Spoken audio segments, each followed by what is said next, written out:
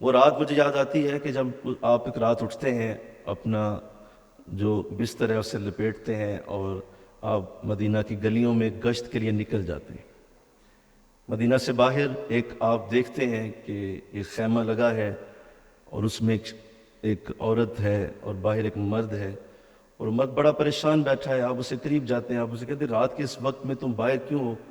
تو اس نے کہا کہ میری عورت کو ابھی بچہ یا بچی کا معاملہ ہے، تو مجھے سمجھ نہیں آ رہی کہ رات کے اس وقت میں اب میں کس کو اپنی مدد کے بلاؤں۔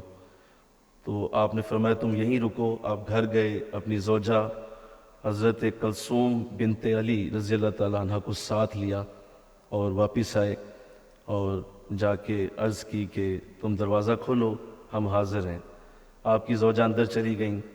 کچھ ہی وقت گزرا تو بچے کے رونے کی آواز آئی، تو آپ کی زوجہ نے دروازہ کھول کے فرمایا کہ اپنے دوست کو مبارک دیجئے یا امیر المومنین کہ اللہ نے اسے بیٹا عطا فرمایا ہے۔